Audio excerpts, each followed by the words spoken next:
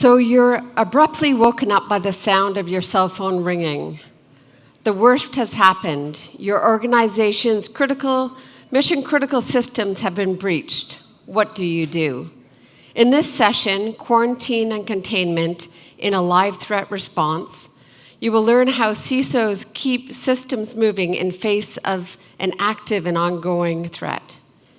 Here to introduce our speakers and moderate this session is Tushar Singh.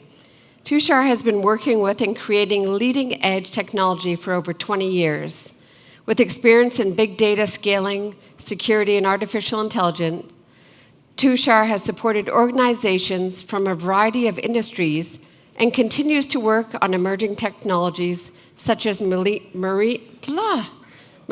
learning, I need coffee, and blockchain. Please join me in welcoming your moderator, Tushar Singh. Thanks. Here we go. 1, 2, 3, 4. The word machine would not come out.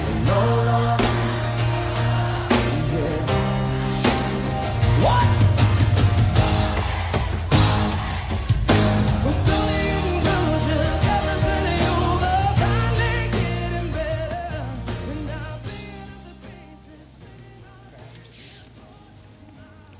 No musical chairs? No musical chairs? I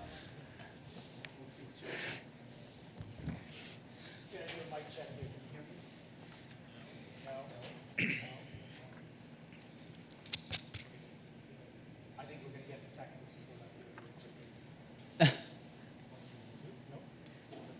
Hello, testing 1, 2, 3. Make sure it's on. Seems like yours is working too. Did you check your switch? On the little. Is your switch on, Mohsen? Oh. All right. Switch is on now. Testing 1, 2, 3. Well, we're in for a little bit of tech support here. Tech support. Oh, there we go. Okay, I'm on. No, they're good over there.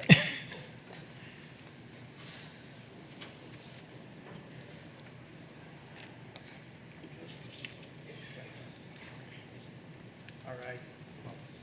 This one on as well? Okay, good. I can hear it now. Good to go. Good afternoon, everyone. How are you doing today? Still socially distancing, I see? Or is that just the natural environment for those of us in security, is we'd like to manage our space? Well, the conversation we're going to have today is about when someone intrudes into your space. And I think that's going to be a very important conversation. I've got a great cast here with me who's going to be answering some of our questions. If we have time at the end, we'll take some more questions. But just as an introduction, my name's Tushar Singh. I'm the CEO and founder of Minute School. In a world that moves really quickly, we help organizations and teams train even more quickly. And that's especially important in the two sectors that we tend to service, which is healthcare and security for companies. At no time does that education become more important than when you're responding to critical events. And as leaders, you know what those critical events are. There's numerous. But the one we're going to focus on today is going to be a live threat. Like much of the learning that we actually do, we learn from others. And so I've got a panel of experts here who are way more knowledgeable on this than myself. Otherwise, I just stand here and speak for 45 minutes, which might still happen. But in terms of panel introduction, let me start with, from my left to first is Mohsen Azari, Director of Cyber Defense at GoEasy Ltd. Do you want to tell us a little bit about yourself? Sure. So, Mohsen Azari, Director of Cyber Defense at GoEasy Ltd. I've had the opportunity of working with the large and medium-sized organization.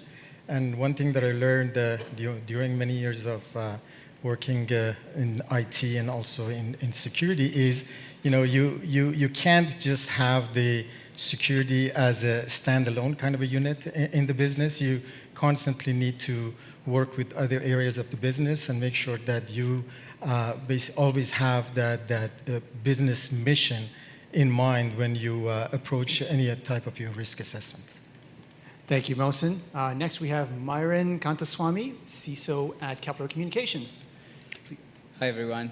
Mayuran Kanthasamy again. I'm the VP of Information Security for Kepler Communications. For those who don't know, Kepler Communications, we're in the business of designing, building, launching, and operating satellites. So I try and tell myself I've probably got one of the best jobs here around, so I enjoy it. But prior to this, I've got 18 years of experience in the cybersecurity space. My last year was tied to providing SaaS-based leadership or security over the SaaS-based leadership for their products and services. Happy to be here today. Looking forward to sharing my knowledge and learning from the other experts. All right, thank you, Myron. And finally, we have Randy Watkins, CTO of Critical Start, who's going to tell us a little bit about himself as well as his favorite Pokemon. Yeah. My name is Randy, CTO of Critical Start. Been there for 11 years. We are the leading provider in managed detection and response services, really specializing in leveraging customers' existing investments in best-of-breed technologies like Microsoft, SentinelOne, CrowdStrike, Palo Alto, to detect, respond to, and contain threats. Favorite Pokemon is Gengar. Who doesn't like a psychic Pokemon? He can contain threats while flying and with his psychic abilities, which leads us into this conversation wonderfully. Now, a lot of people were nodding during that last little bit and not the first little part, so I think there's a lot of strong opinions on Pokemon, but save that for later, please. Not in the questions associated here, because we don't have that much time and I want to dive right into it. Let's start with definitions of quarantine and containment, because while it might seem obvious, I don't think it is. So, Randy, why don't we start with you on this?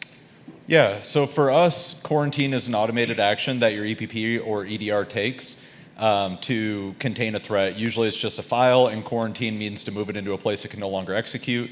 When we talk about containment, to us, that's a human-led interaction with the box to either isolate it from a networking standpoint or to disable a user account. So the definition for us really depends on, is it automated by the product or is it human initiated by our analysts? And both of those have different kind of legal implications as well. No, I think that's an interesting piece, because in our pre-conversation, Myron, when we spoke about this, you had a little bit of an insight on that as well. I did. So personally, I used to kind of interchangeably use both terms. It required me to do a little bit of reading, and then obviously speaking to some of these gentlemen over here, I kind of ironed that out. So quarantine is about isolating the threat within an environment. You can do it using automated terms, to your point, Randy, but when it comes to actually containment, it's actually how do you minimize the impact of that. So that could be both automated to a certain extent, or to your point, human-led. Now, Mohsen, in your work, how do you use those terms? Yeah, so again, we use them interchangeably, as was mentioned. So a lot of times when we talk about being in a live threat environment, we don't talk too much about specifically about the quarantine and containment to a degree that we need to, because of certain policies and certain playbook that we may have not done in the past. So we always talk about system and assets availability. But one thing that we need to pay more attention to about quarantine and containment is when we actually in a live system outage situation, we need to actually go back and see what have we done and how did we define those policies and procedures about containing that system or that incident. A lot of time, we do see bits and pieces play out in there, but not an overarching kind of approach that we have done in the past. Okay, we've gotten through about the first 8 minutes now where we've started with the definition. We're going to start to get into the meat of this now, including some questions that might make them a little bit more uncomfortable in answering, just because they're going to have to not answer the question directly. So the first one we're going to start with is, and I'm going to put this out to you, Mohsen, and we're going to work down the line, is how does your SOC operate to contain threats? And are there assets that you would contain if they were compromised? Yeah, so again, it goes back to how we actually define the quarantine and containment. Now, how do we define our approach in case of an incident? So many times we do have a playbook, we have done a risk assessment, and we do identify certain systems that are more important than others. So when we talk about containment and how the SOC should actually, respond to that, we go back to those assets classification, and we take a look and say, hey, these assets are more critical in an incident. Do we need to have them online, or do we need to take them offline? So it's a decision that needs to be made right at the time based on the past experience and based on what we have already, again, as I mentioned, what we have drafted and the asset classification that we have done in the past. Okay, Randy, I'm going to go to you. Same question there, because you deal with a lot of different customers and you have, I think, multiple SOCs as well here. So how do your SOCs operate? So our MDR operates a little bit differently in that the customer can kind of dictate rules of engagement on how we operate inside of their environment. So most of the time, our analysts will take the containment actions, where if we see something beaconing out or if it's a confirmed true positive, we will absolutely isolate the host or disable the user account. All of that goes through two-person integrity. A tier 1 will submit, a tier 2 will review and approve. But there are some assets that customers dictate we do not respond to. Typically, it's the executive leadership team's laptops, their CEO's laptops. Sometimes it's a revenue-generating web server. And for those, we will do escalation back to the customer and either ask them to give us an okay to isolate the host, or we'll give them the capability to do it through a mobile app so they can kind of go in there and immediately respond. But we do allow the customers to have quite a bit of say in how we operate inside their environment. Okay, and Myron, we're talking about the SOC here. You're in a little bit of an interesting industry as well. So I want you to talk a little bit about how not only the containment here, but what are the factors that impact the containment strategy as well? Yeah, there's quite a few. The one thing that comes to my mind is, obviously, it depends on the nature of the event itself. Depending on what the event is, your containment strategy is going to be different. You can't treat, say, a malicious software that gets deployed via email the same as a network DDoS attack, for example. It's just two different containment strategies, the way you approach it. So the key thing that I'd like to say there is that it depends on the event. But on top of that, it's also to do with how mature is your technical environment within the organization and how mature is your incident response processes. Because I've been in organizations where we don't really have the tools. There's not much containing that you can do other than actually pull the plug on the device. Now, when you have a more technically kind of savvy, mature tooling environment, you've got tools that can do things like, quarantining it automatically, network contain it, where it still it severs certain connections, but it still communicates with key resources like, for example, the main threat intel platforms, so that you could continue to investigate and provide insights on it. So those are two things that come to my mind. Yeah, and I think the variety here is interesting, because as you've said, you can't have the same response attitude towards everything. And Mohsen, you've worked in a lot of different industries here, right? Yeah, three letters come to mind. APM, Application Portfolio Management. So what really affects the containment strategy is you need to have some kind of a governance and something that basically tells these applications, these systems, these assets are classified in a different category as the other one. So when I'm looking at certain type of assets, I go, yes, this I actually need to have available, and with that, I need to completely convey that sort of decision to the SLT members and say, hey, listen, we're going to make this not contain him as much as asset class B, because we have all agreed that the risk of containing that is actually outweigh not containing it. So that in that sense, we need to make sure that, again, going back to APM and application portfolio management, anytime that you have a system or application, it needs to be identified within that the asset characteristic as to where it stands in the grand scheme of things and where you are and how would you treat that asset in case of a disaster, in case of an incident. Thank you. Now, Randy, you've already mentioned this, which is why I'm going to go into the next question in this, right? Like you spoke about classification of different laptops and already speaking with your customer. So for those of you who don't know me that well, I've worked over the last 25 years to build very large-scale systems, gaming industry, e-commerce, media, and I build systems that auto-scale, and I build systems that want to stay online. And that can run into a conflict when we are running into threats, because we need to have availability.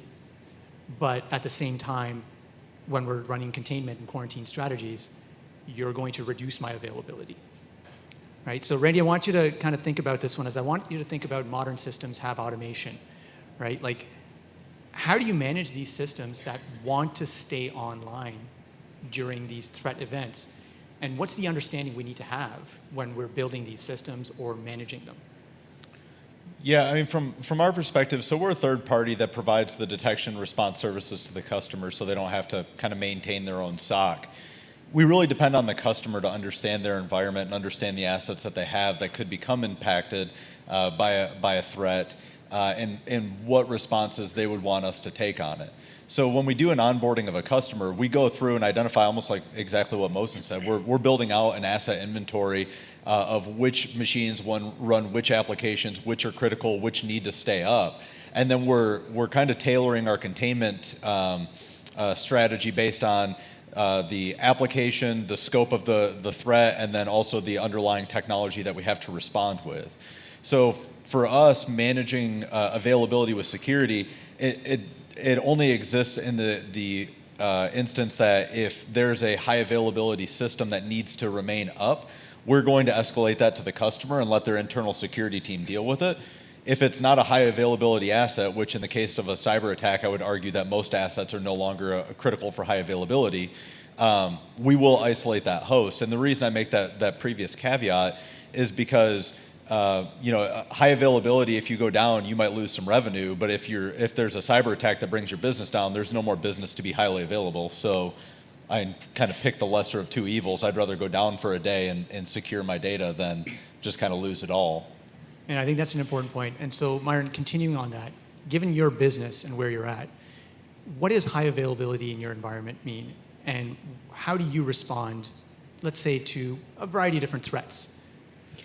No, just building on what Randy mentioned, it's not even security's call to decide the availability levels for a system. That's a business call.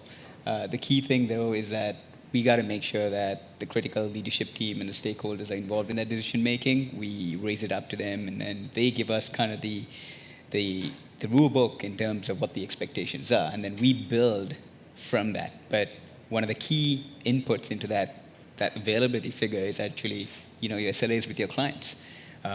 Most of the time, at least in my experience, we've got a lot of these SLAs that are built in, and that turns out to be a business requirement. So there's a lot of feedback that comes from your leadership team, from the endpoint, from the client itself to the leadership team. That comes into security, and that's when we got to build our strategy around.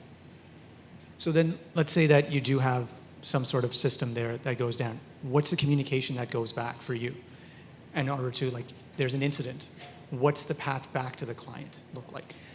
I think we touched on a few components very early on in the day. Communication is going to be key, no matter what. Those questions about transparency, I always erred on the caution of over-communicating rather than under-communicating. Even if you don't have an update on the incident, provide them an update saying that you're investigating. And keep those channels open and make sure that all stakeholders are appropriately identified and communicated with. That's always probably one of the best things you could do, especially with an organization that's facing a cyber incident. You'd like to be kept in the know, even if you really don't know what's happening. Okay, and I think that's the interesting part, is that even if you're investigating and it's an unknown, we have to clearly communicate that, right? So that at least the customer can plan and then organize, because they have their own response strategy as well to the public at that point. So Mohsen, I'm going to go again. Lots of background on this one. I'm actually going to continue on. Go ahead. Yeah. So a couple of points about the automation and availability. So automation comes before and during the incident. So a lot of times we need to be mindful of how much we automate our MDR and business response. So we don't need to automate it to death. What I say by that is, we don't need to basically, of the 50 alerts that they come, we eliminate 49 of them, and only one remains, because that's actually easier to manage. So that's before. But during the incident, sometimes it's actually makes it's a little bit prudent to maybe pull the plug on the automation. Say, hey, listen, at this point, the humans need to make the decision. The humans and the business, with the risk that we provide to them, need to make the decisions now. So that's the point that I wanted to make about the automation. And I think it's particularly prudent right now, given how much we're talking about automation, AI, and things like that in the industry. Randy, do you have anything to add to that? Yeah, I know. When we start building out our response or containment strategies, it really does behoove us to understand the infrastructure that these applications are built on. We have a lot of customers that are very forward-leaning in their application infrastructure, and they're using Kubernetes, they're using non-persistent images, and for them, the response action is turn it off and turn it back on again. And it rebuilds, and it's fresh, and there's nothing loaded on it. So it really does depend on the application and who's behind it. So if you're taking over in a new position, first thing you do, like what Mohsen said, is inventory everything and understand what the infrastructure is that it's on. Can it be restarted? Can it be shut down? Can it be contained? Is it going to auto scale back up? Most of the time you're dealing with compromised assets, not compromised applications, and assets can be handled a lot easier than an application. You just start turning things off and letting them rebuild themselves. I mean, our entire platform can be brought down and brought back up in 6 minutes with no data loss. So if you're building redundant applications that have that capability, the threat of availability downtime because you have to respond to a cyber attack is much less. If you don't have that capability on your application side, maybe it's time to start thinking about transitioning to a higher availability infrastructure or rebuilding those applications on some kind of newer technologies that allow you to respond while maintaining availability. Okay, we're going off script here. So based on that, over the last, let's say, 5 years, 10 years, how much change have you seen in that environment to something that would be much more difficult to recover, to something that is more easily recoverable? The shift is definitely towards something that's easier to recover. We've decoupled a lot of the data storage from the actual compute power, which is fantastic.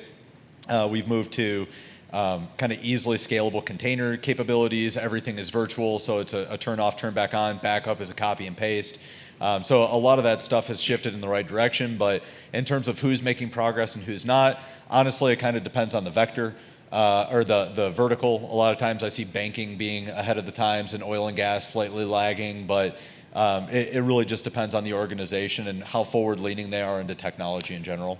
Yep, and as you mentioned, exactly. So it all depends at which part of maturity is the organization. So a lot of time, yes, it is actually the trend moving toward identifying and isolating the incident and the assets, but unfortunately, a lot of us, especially the small to medium-sized company, that they're going through a lot of fast growth. That may not be the case. So yes, you still need to isolate as much as possible, but sometimes there is segmentation that actually applies. Sometimes there are big decisions that needs to be made in a company that has not gone through that kind of a separation to that extent. Yeah, so on that, Mayuran, like you've gone through a lot of growth as well in your company. Like, do you have a mixed environment where you have pieces of both, or is your recovery capability fairly straightforward? It's definitely not straightforward, at least from my experience. There's usually it's a huge learning process. It's a lot of trial and error, at least based on my experience again, from the organizations that I've worked on. We just got better with it with time. The key thing to note, however, with automation, it really helps with your recovery.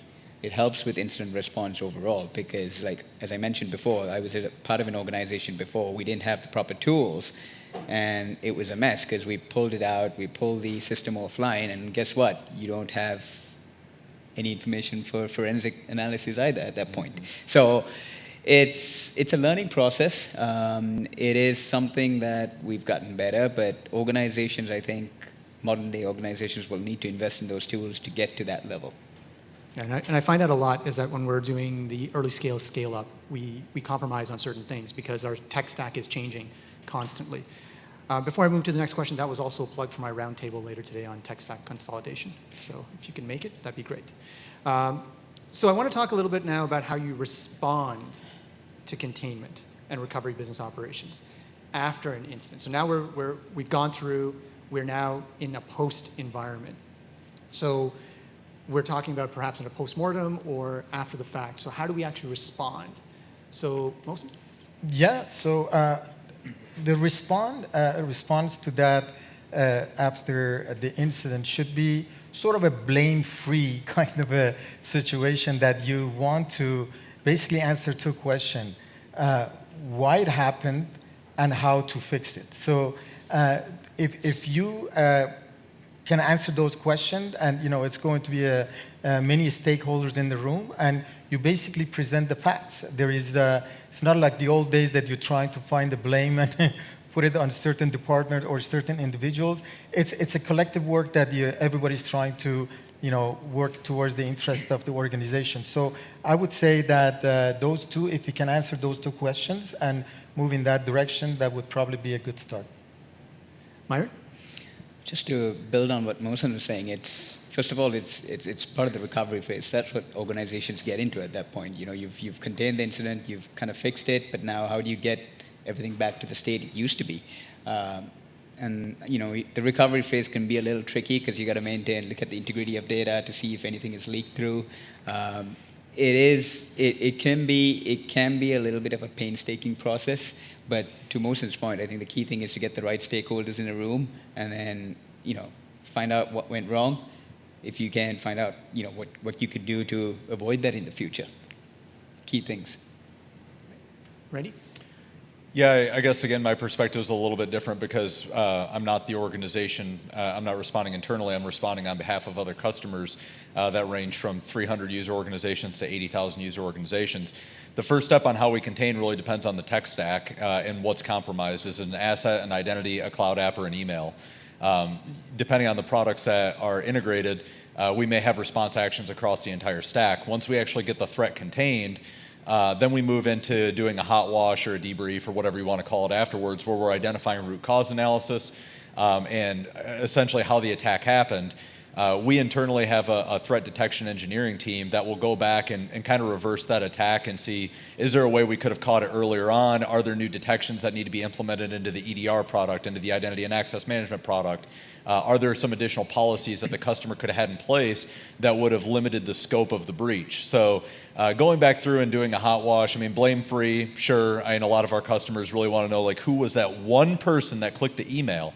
And we'll give it to them because it does happen, but understanding the root cause of the attack, so where did it initially come in, how did it move laterally, were they able to exfiltrate data and how, and then backing into, well, how do we find that earlier, how do we find that earlier, how do we find that earlier, and really evaluating the effectiveness of your products to detect cyber attacks. And that's where you start to realize the return or lack of return and some additional holes inside the environment.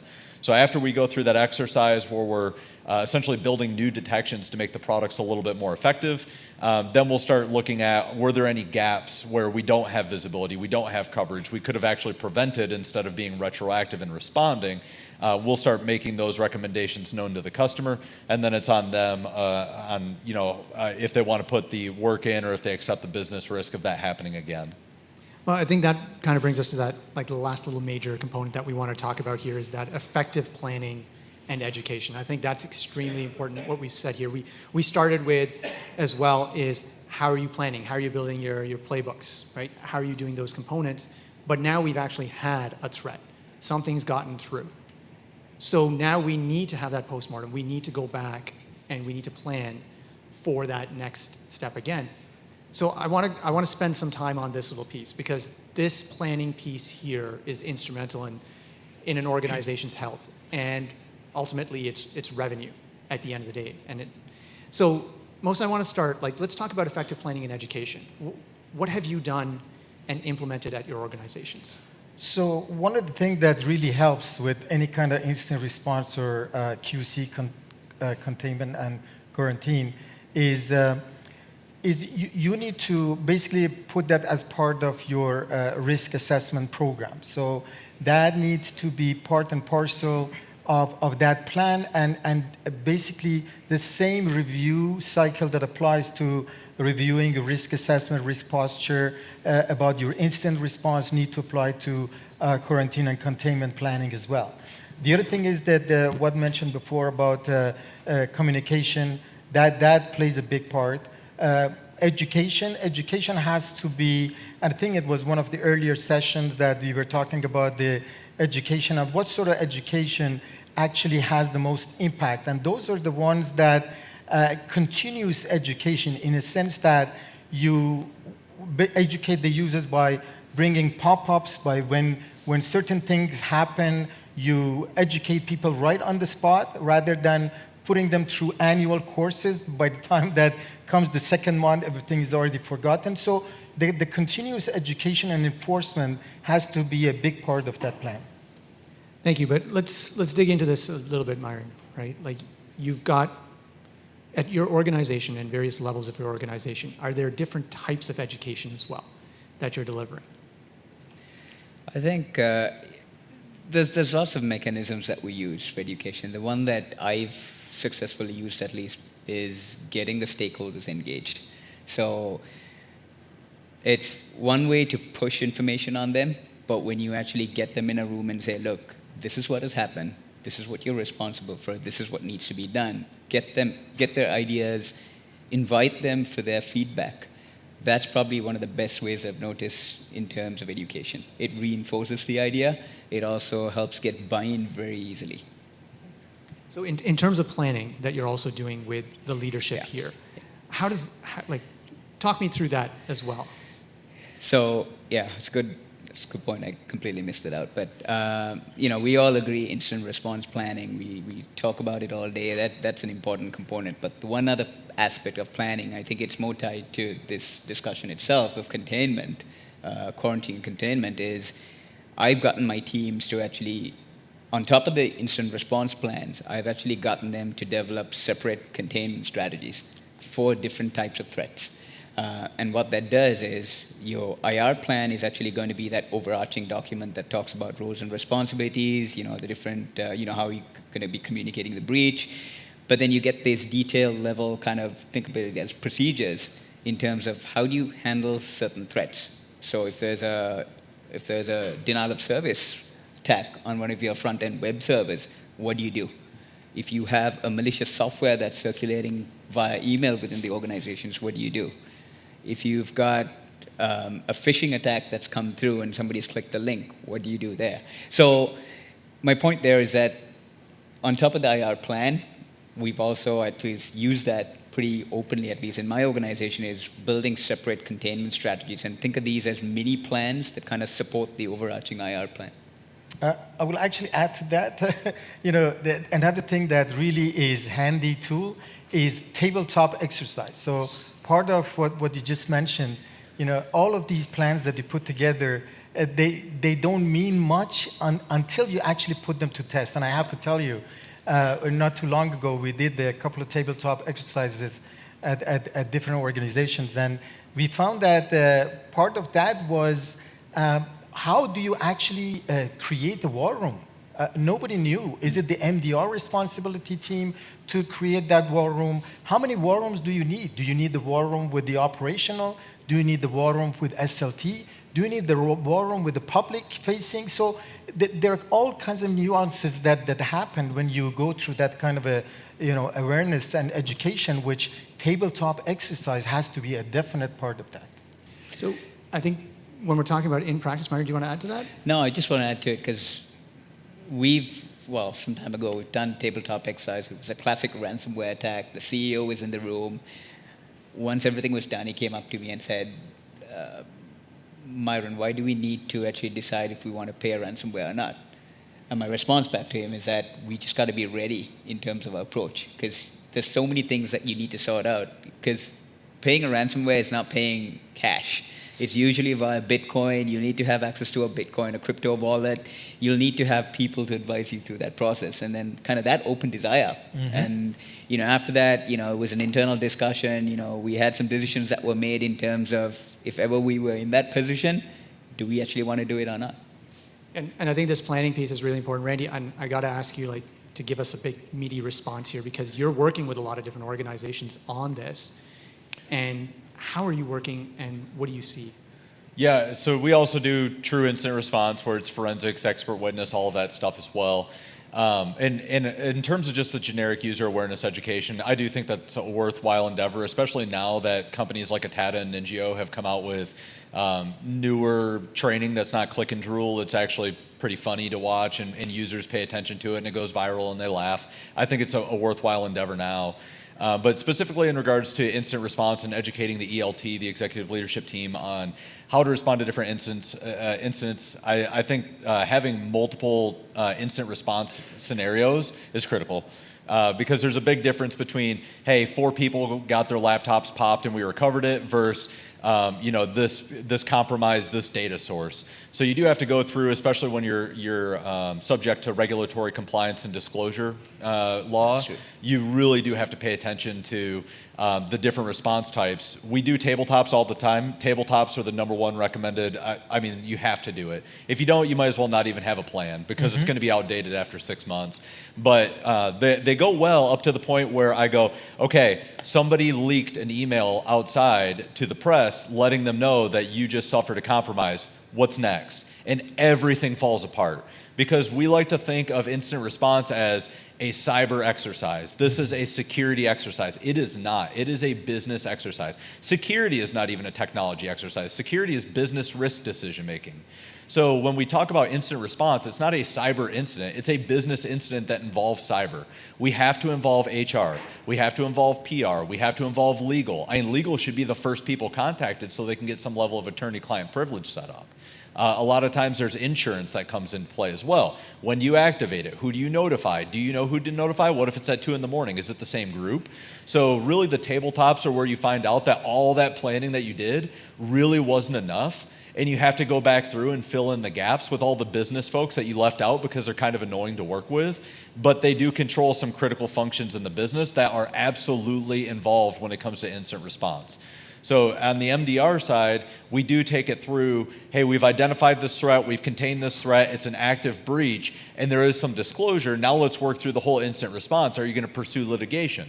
Why would you pursue litigation? Against who? What if it's insider threat? And there's a lot that needs to be worked out there. It's absolutely multiple IR plans. And if you don't tabletop them, you might as well just burn all of those plans, because they're going to fall apart real quick if you don't have some level of muscle memory assigned to it.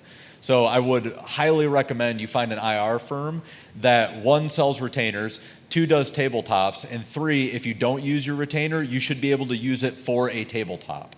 That would be my #1 recommendation. And I think what's really being highlighted here is that when we're talking about this sort of planning, it is an active response that you're planning for. It's not just you're trying to do your job.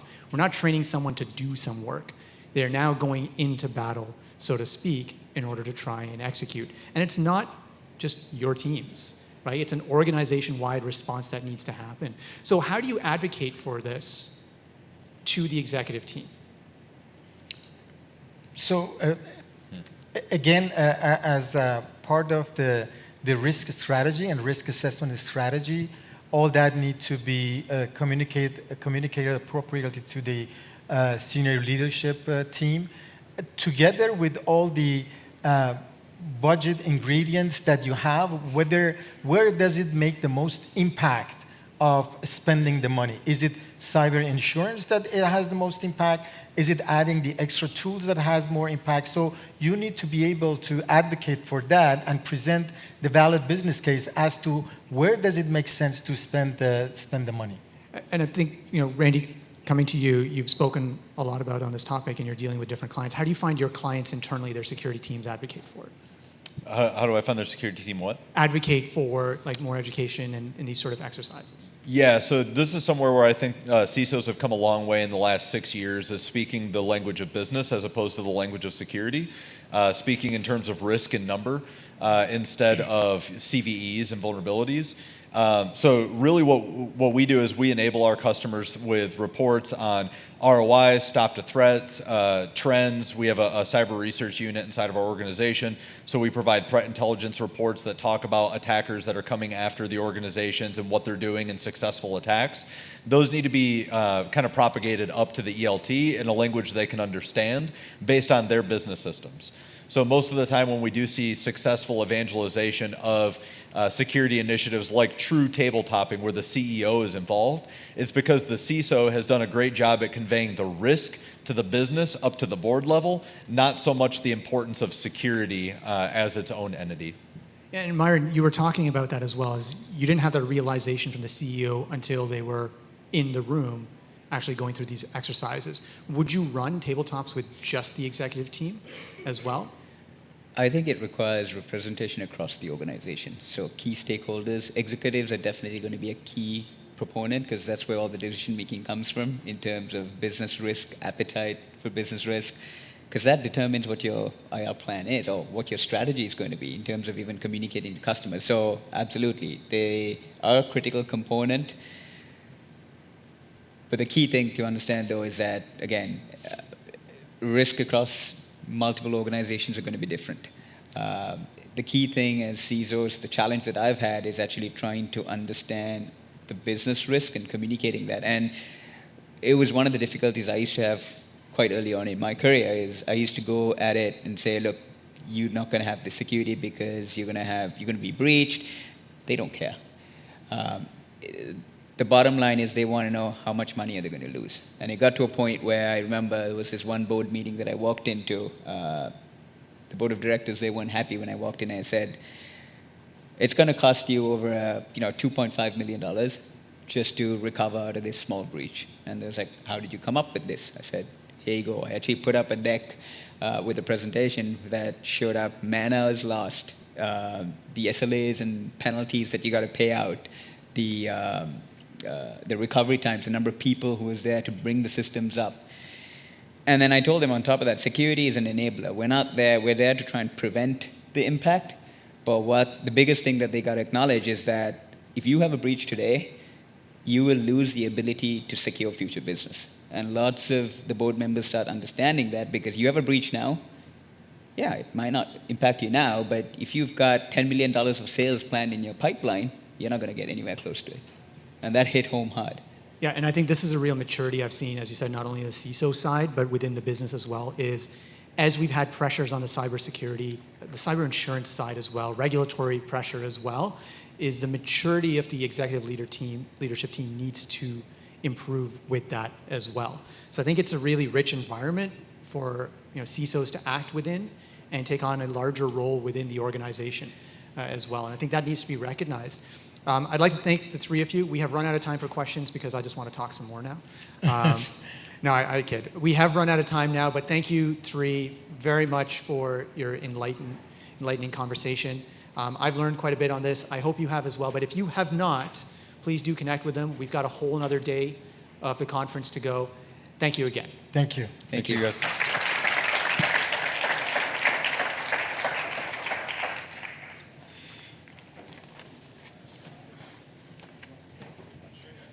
Oh.